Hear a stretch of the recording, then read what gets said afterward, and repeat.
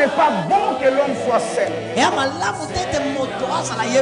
Il n'aura pas de bonheur s'il est seul. Je lui ferai une aide semblable à lui. Et lorsqu'il aura cette aide semblable à lui, c'est alors qu'il aura le bonheur. Et si au niveau déjà du mariage il y a le bonheur, donner c'est ça mon devoir. Recevoir c'est mes droits. Aucun mariage ne peut véritablement réussir. Aucun couple ne peut vivre dans le bonheur s'il n'y a pas la notion du sacrifice. S'il n'y a pas la notion du sacrifice.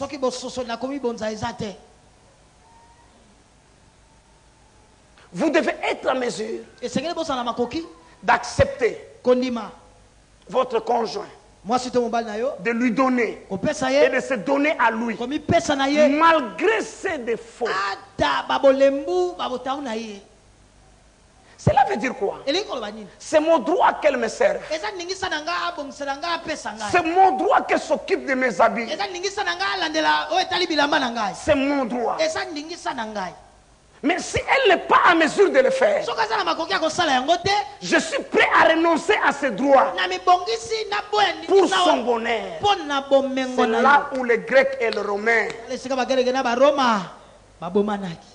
nous ne serions jamais sauvés si Christ n'avait pas lâché, si Christ n'avait pas renoncé. Je vais être clair avec tout le monde. Ce qui détruit votre foyer, ce qui vous prive du bonheur, c'est les défauts et les déficits de votre partenaire. C'est ça le problème. Si on enlève tous les défauts et tous les déficits, quand je parle de défauts, je prends l'aspect caractère. Quand je parle de déficit, je prends l'aspect compétence. Parce qu'une femme peut avoir un bon caractère, mais elle ne sait pas se prendre dans cette tâche ménagère. Une autre peut savoir bien se prendre de cette tâche ménagère. Ça, c'est la compétence. Mais elle a un mauvais caractère. Alors moi, je prends le deux à la fois. Si on enlève les défauts et les déficits de votre conjoint, n'est-ce pas, vous devenez heureux? Oui, vous devenez heureux. Parce que le problème de votre foyer, c'est ces défauts-là. C'est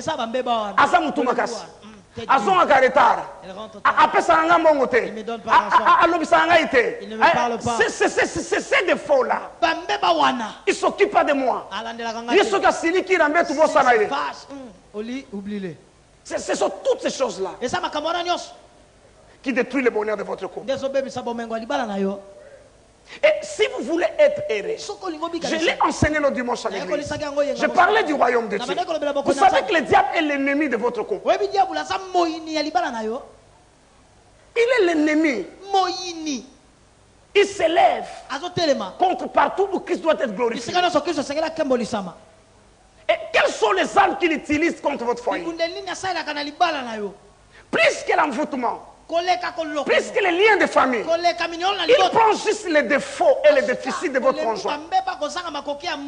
Il les amplifie et les utilise comme armes contre ton foyer.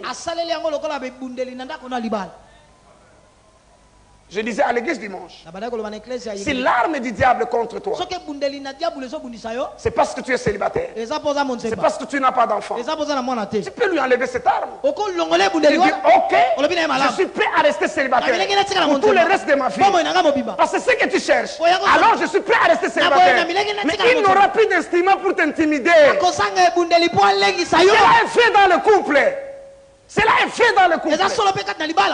Mon mari est nerveux. Il est colérique. C'est ce qui détruit notre couple. Et le diable prend ce défaut-là. Il amplifie.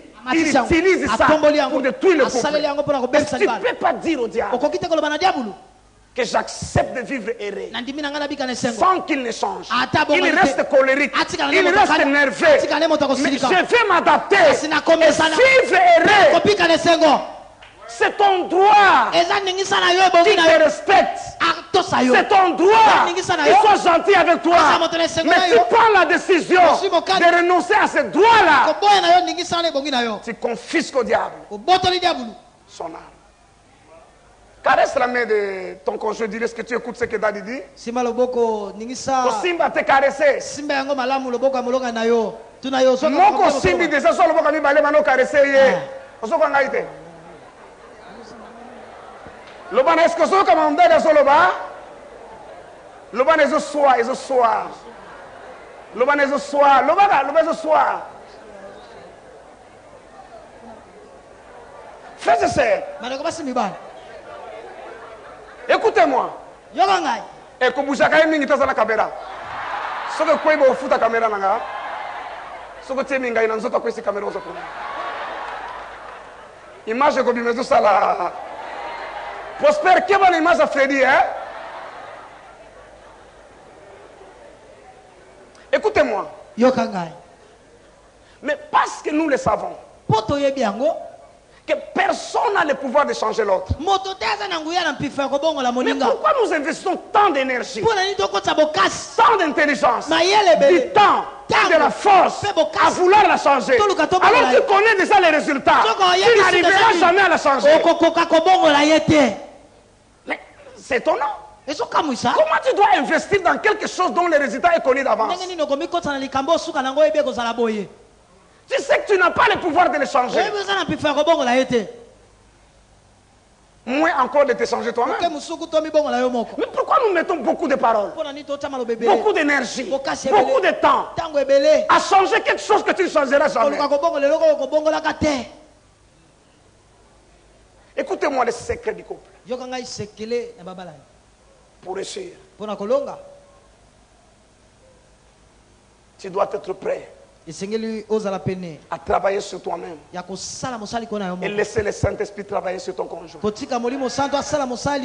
n'ai pas entendu ton amen. Je sais que c'est dur. Cela veut dire quoi, pasteur Moussaïna? Christ, lorsqu'il est venu pour nous épouser, il n'a pas attendu que nous fassions ce qu'il faut faire.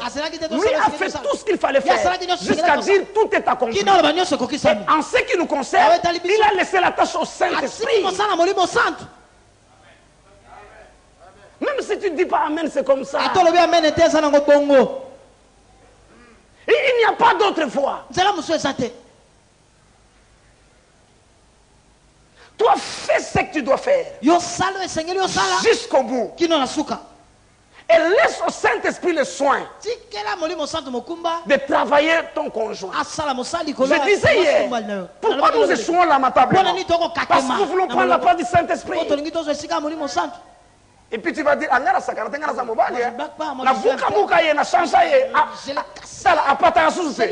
et Dieu ne veut pas que tu prennes sa gloire. C'est pourquoi Dieu l'a dit ici. Je ne parle pas du diable, je parle de Dieu. Et tu ne comprends pas que tu dois faire l'abandon. Dès que toi tu abandonnes, tu tapes au fond des quartiers. Alors Dieu l'arbitre vient pour s'occuper d'elle. S'occuper de lui. Écoutez-moi. Un couple à 30 ans, je ne vous donne pas le nom. Ils nous ont donné ce témoignage en Israël. 30 ans de mariage. Et parce qu'il est pasteur d'une grande église, leur église a organisé, les ont payé des vacances à Cana, où Jésus a béni les premiers mariages pour qu'ils aillent fêter les 30 ans là-bas. Alors, ils nous donnent ce témoignage, ils sont mariés, ça fait 30 ans. L'homme est le genre de personne qui ne supporte pas la chaleur. Il ne supporte pas la chaleur. Pour un rien, il transpire. Même si ça fait moins 1 degré, il prend de l'eau glacée. Mais son épouse, lorsque ça fait 20 degrés déjà, elle doit avoir des pulls et puis peut-être même un manteau. Ils sont mariés, ça fait 30 ans. Un couple qui réussit, un couple erré.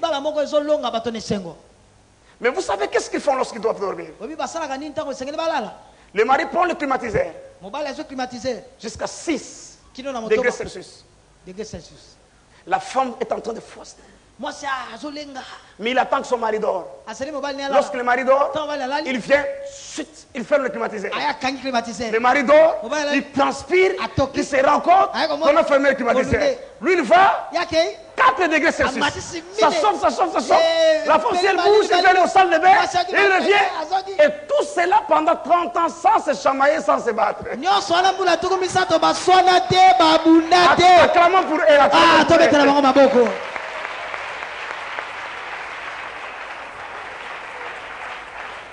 Il nous dit ceci.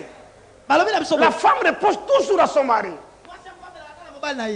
Mais toi, comment tu manges vite, vite, vite, vite comme ça? Son mari, est-ce qu'il arrive à table? Après 5 minutes, il a fini.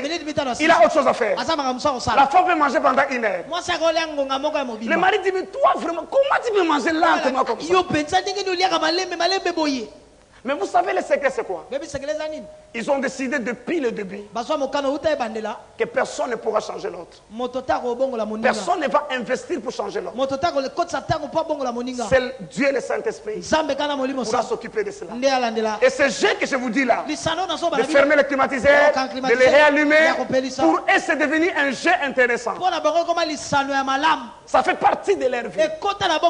Il s'est dit, mais avant de dormir, on va voir. Toi, le sommeil va te prendre. Tu dis, non, je ne vais pas dormir. Tu vas voir. Quand tu vas dormir, ça les amuse. Laissez-moi vous dire quelque chose sur le changement. J'ai grandi dans un environnement où on utilisait des lampes à pétrole. Et comme ici d'une famille pauvre, même d'ailleurs de famille riche, vous n'avez pas droit de garder cette lampe allumée toute la nuit. Non. À peine que vous avez fini tout ce qu'il faut faire, vous éteignez la lampe. Donc depuis ma tendre enfance, je ne fais que dormir dans le noir. Me demander de dormir sous la lumière, je ne peux pas jusqu'aujourd'hui. Je ne peux pas. Si les ampoules sont allumées, je ne peux pas dormir. Vous riez quoi? C'est comme ça que ça se passe. Écoutez-moi. Est-ce qu'il n'y a pas de couple ici, il y a des discussions pour faire l'amour allumé? L'autre dit non, éteigné. Il y a des gens qui ne peuvent pas faire l'amour quand c'est allumé. D'autres, quand c'est noir, ils ne peuvent pas faire. Vrai ou faux? Maintenant, j'ai grandi comme ça. Ça fait partie de moi. Je ne l'ai pas voulu. Mais c'est comme ça que je suis. Je ne peux pas fermer les yeux, maman, je dormir. Si la lampe est allumée. Maman Gina, c'est le contraire. Lorsque c'est noir, elle ne peut pas dormir. Et ça devient compliqué. Entre vous devez dormir dans le même lit et dans la même chambre.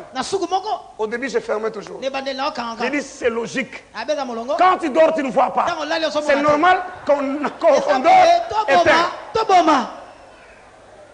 Moi, je dis, c'est ce qui est logique. Quand tu fermes déjà les yeux, cela veut dire que tu n'as pas besoin de voir. Elle dit, c'est pas ça. Lorsqu'on dort, il faut que la lampe soit allumée. Nous avons discuté pendant des mois. Jusqu'au jour où Dieu m'a parlé. Je dis, c'est toi le chef. C'est toi qui dois faire les concessions. Commence une nouvelle habitude.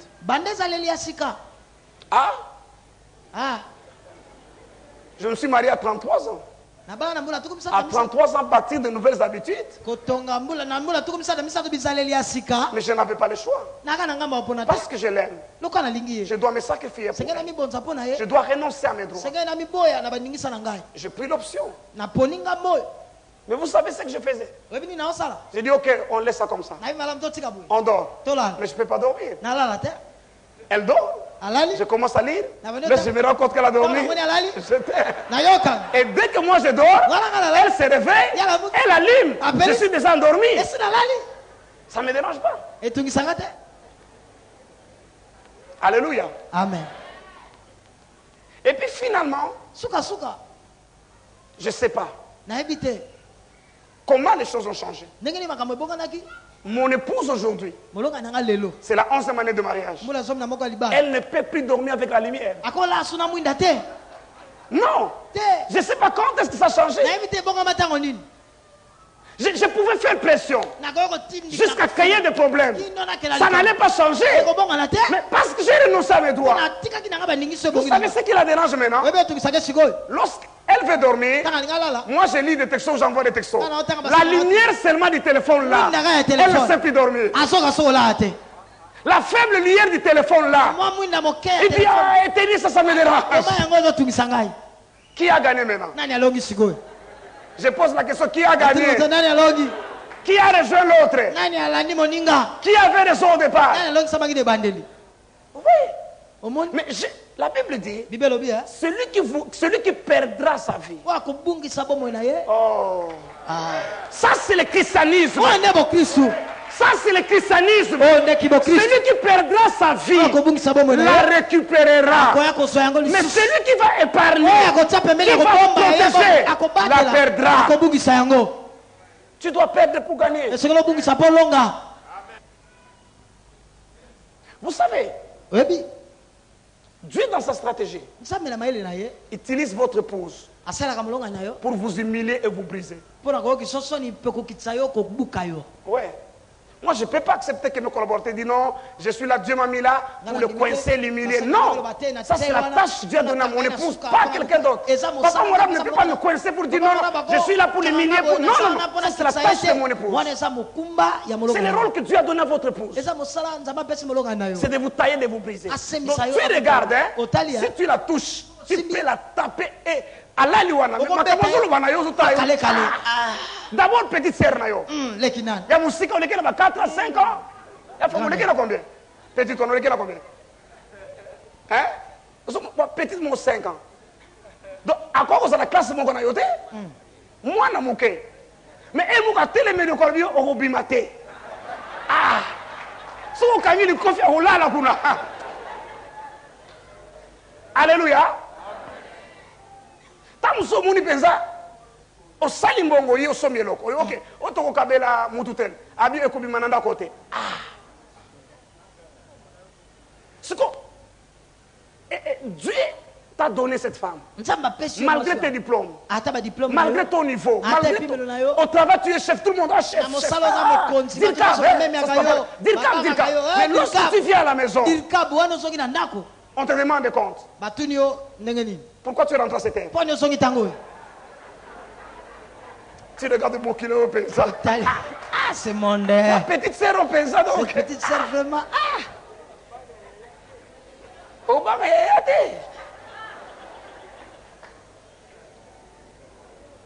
alléluia. Amen. Alléluia. Amen.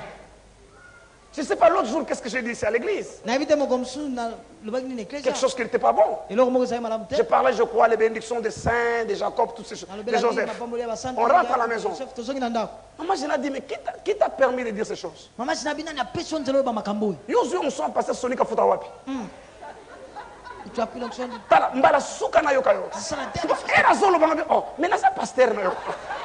C'est ton pasteur. On dirait. Ici, c'est pas une question de pasteur. Ça m'a fait. Que ça me revienne. Donne son pasteur qu'il parle de ça. Alors, dans mon orgueil d'homme, est-ce que toi tu as appris la théologie? Est-ce que toi tu connais l'homilétique? Homilétique, quand des salingabis, elles ont pour un passer aux alagés. Elles ont pour un passer aux alagés. Au côté de la pasteur, Abinza Matsainga Wana, Pongana Sungayo. Alléluia. Amen. Dieu a fait ces choses de la sorte pour vous maintenir là. Je parlais des anniversaires. On avait un problème sérieux. Pour elle, c'est sacré. Pour moi, ça ne veut rien dire. Je suis comme ça. Elle m'a fait pression. Un jour, elle dit, si tu ne viens pas avant le 3 mars, tu ne rentres plus ici à la maison. On dirait que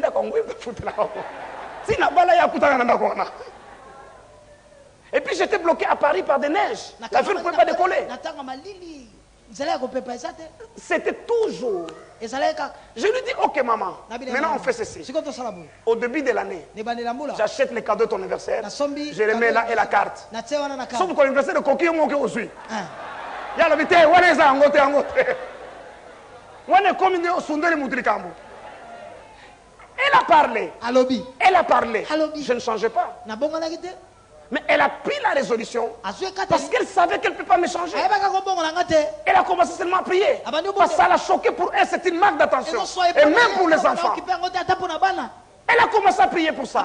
Je ne sais pas quand est-ce que j'ai changé. Plus qu'elle maintenant, les anniversaires sont mes priorités. Pas seulement pour elle, pour les enfants, et même pour mes collaborateurs. Pour mes amis. Mais j'ai changé quand? Lorsqu'elle s'est mise à prier, elle a laissé le Saint-Esprit me changer. Mais lorsqu'elle faisait pression, elle m'enfonçait dans mon orgueil d'homme. Ça se passe comme ça. Ça se passe comme ça. Je commençais à exceller dans ce domaine. Puisque elle, surtout dans sensible dans mon centre. Je vous dis la vérité. Je commence à exceller. Puisqu'elle de loin. Maintenant, elle se moque de moi.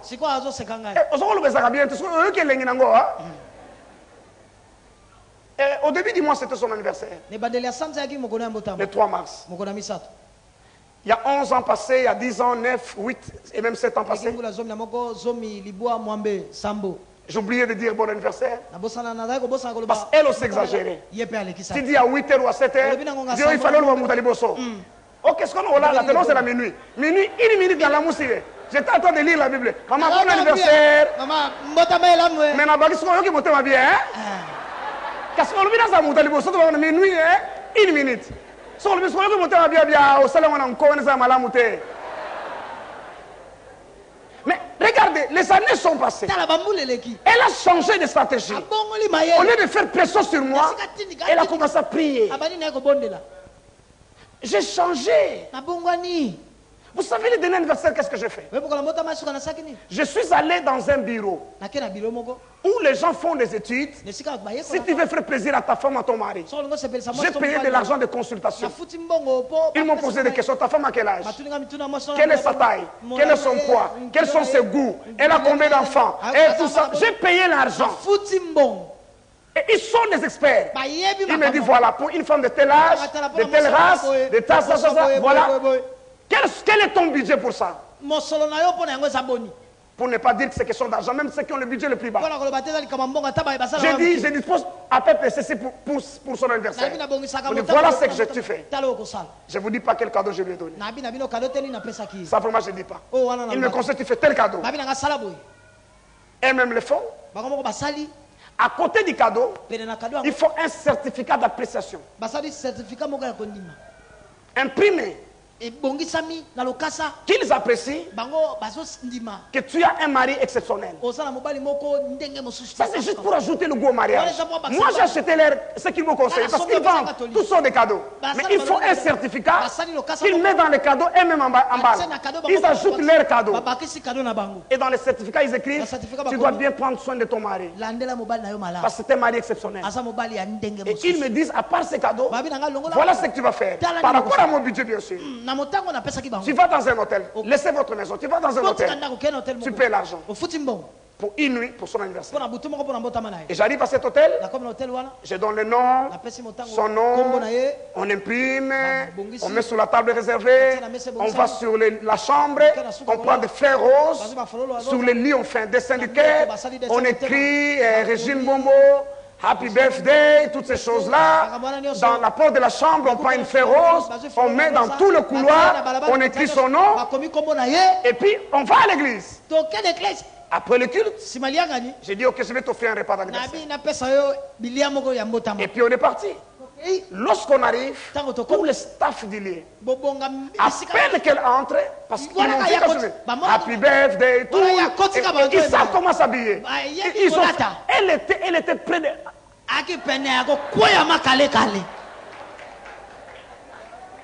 Reine Régine. Bon, ils ont fait leur mot. Ils ont fait des tralala, des tralala. Et parce que là, quand je l'ai amené dans la chambre, il fallait dormir là-bas.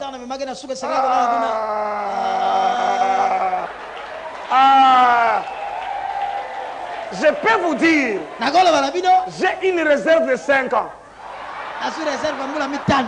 Donc, ma sali anniversaire, j'ai une réserve à 5 ans. Ce qui est que le bonheur, mobali na yobna tika kayo azongi agobeta tambata biyo ili mobali wana te mobali yako sa mobali suka mibali ye wana.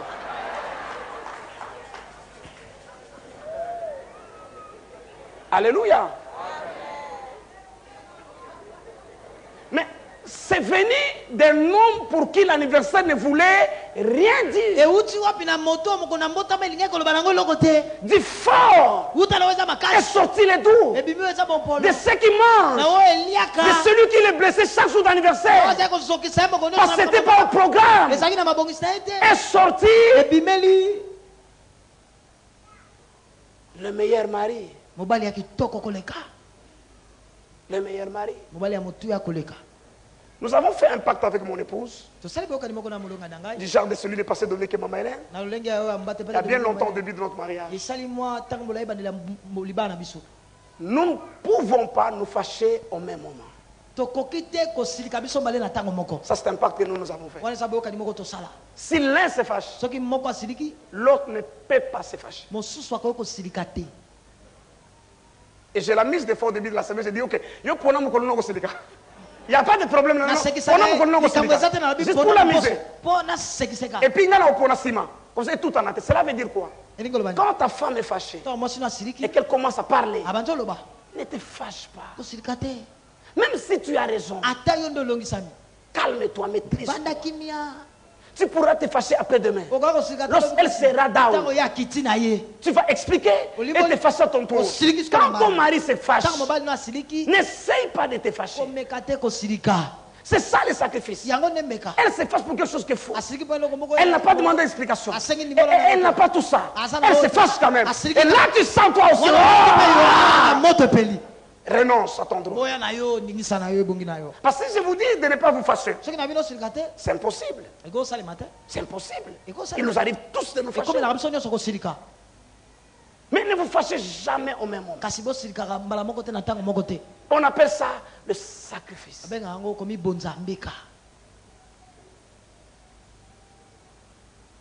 Mon épouse sait, lorsque je ne parle plus, c'est que je suis fâché. Quand je ne parle plus, c'est que je suis fâché. Nous allons continuer demain. Mais je suis en train de dire, le secret, c'est l'amour véritable. L'amour véritable, c'est donner et c'est donner. C'est ça le sacrifice. Le sacrifice, c'est renoncer à ses propres droits. C'est elle qui a tort. J'ai raison. Mais je concède ma raison. Je continue à faire ce que je dois faire. Et je demande au Saint-Esprit de s'occuper d'elle. Nous n'avons pas confiance au Saint-Esprit. Nous ne croyons pas qu'il peut faire mieux que nous. Et en tout cas, faisons le bilan. Tu n'as pas lâché cette main-là. Hein? Tu as toujours la main-là. Faisons le bilan. Quelles sont les choses pour lesquelles tu as pris des décisions, tu as fait des sanctions, tu t'es fâché et qui ont véritablement changé? Non, à moins la résignation. Elle se résigne, il se résigne. Mais changer vraiment. Non. C'est ça la loi de Christ. Je vais lire pour terminer. Là on termine, alors on termine. 1 Corinthiens 13. Vous connaissez bien ce texte.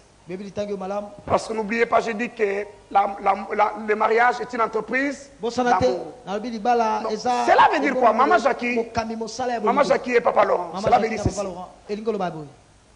Les fonds ou le capital pour un mariage, c'est l'amour.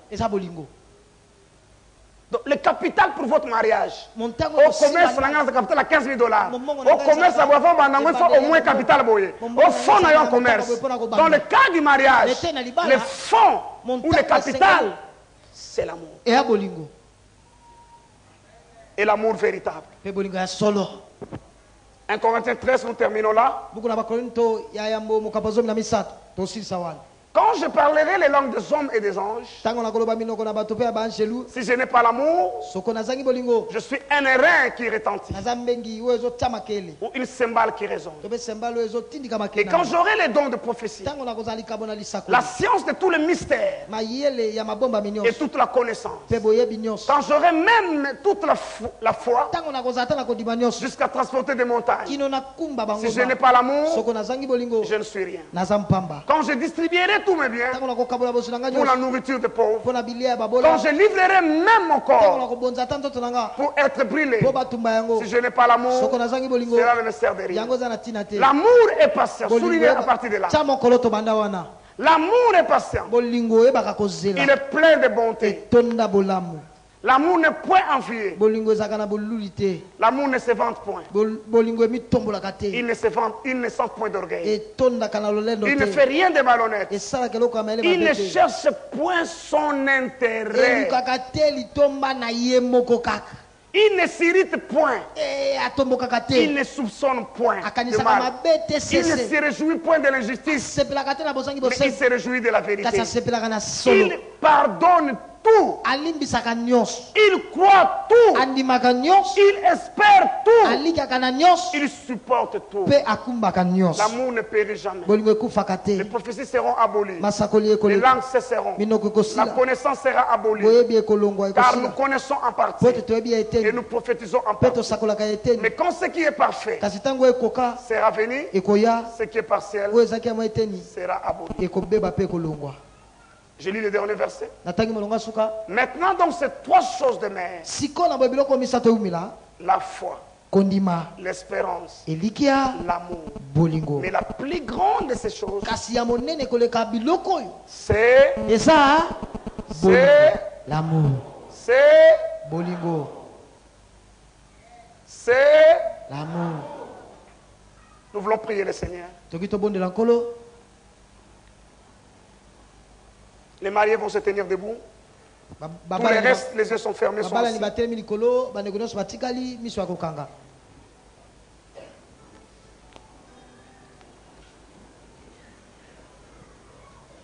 Vous allez vous tenir comme ça, tous les mariés. Tout le monde les yeux fermés, s'il vous plaît. Ceux qui ne sont pas mariés, vous allez prier le Seigneur par rapport au choix, par rapport à l'avenir. Mais tous les mariés, tenez-vous bien, tenez-vous bien. Vous pouvez même vous tenir tous les deux mains en face. Vous pouvez vous tenir comme ça, comme ça. Voilà. Nous allons prier. Oh, ceux qui sont assis, les yeux fermés, qu'est-ce qui se passe? Tu pries pour toi-même. Et le marié, nous allons prier. Tu vas dire au Seigneur: Seigneur, tu me donnes la grâce de l'aimer, de donner et de me donner à elle ou à lui, de l'accepter tel qu'il est, et de vivre heureux, de lui faire du bien tel qu'elle est. Seigneur, je te prie qu'une pluie d'amour envahisse nos cœurs. Prions le Seigneur tous ensemble.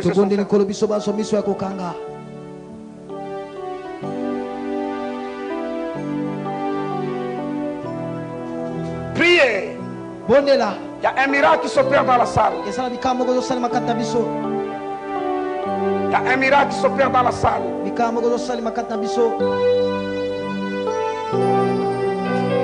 y a un miracle qui s'opère dans le couple. Il y a la puissance du Saint-Esprit. Il y a l'onction de Dieu. Et si ton mari, ta femme n'est pas là, s'il le tient par la foi, et la même puissance va aller jusque là où il est. Prie le Seigneur. Bédis-les, Seigneur. Avec ses défauts, avec ses qualités, je vais l'aimer de tout mon cœur et me sacrifier pour lui, me sacrifier pour elle.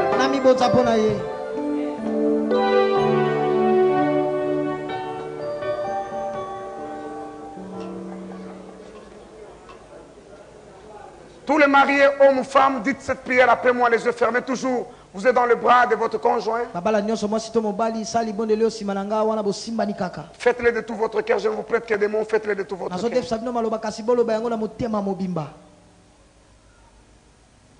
Dites Seigneur Dieu Tout-Puissant. J'ai lutté longtemps pour changer mon conjoint. Je me rends compte que c'était une bataille perdue d'avance. Je te demande de me pardonner. Aujourd'hui, je m'engage avec ton aide et ta grâce à travailler pour mon propre changement. Mon conjoint ou ma conjointe, je le confie en toi, Saint-Esprit. Et je te fais confiance. Tu es capable de le changer. Toi, Satan, qui utilisait les défauts de mon conjoint ou de ma conjointe, et ses déficits comme arme contre moi, tu n'as plus d'armes contre moi. Parce qu'à partir de maintenant, je suis décidé à vivre avec elle ou lui dans le bonheur. Même si elle ne change pas tout le reste de sa vie, je donnerai le meilleur de moi-même pour que nous soyons heureux. Seigneur Jésus, merci. Parce que toi, tu as montré les modèles. Je peux recevoir de toi la force et la grâce. Il arrivera des temps où je sentirai que j'explose, que je ne peux plus supporter. Mais tu m'accorderas la grâce que tu as reçue à Gethsemane pour dire, Père, non pas ma volonté, mais que ta volonté soit faite. Seigneur, merci pour cette pluie d'amour, d'amour véritable, pour cet esprit de sacrifice et le bonheur qui vient dans mon couple. Au nom de Jésus. Amen. Est-ce qu'on peut mettre nos mains ensemble pour acclamer le Seigneur? En tout cas, merci beaucoup. Nous recevons Papa Léo. Nous recevons Papa Léo. Merci beaucoup.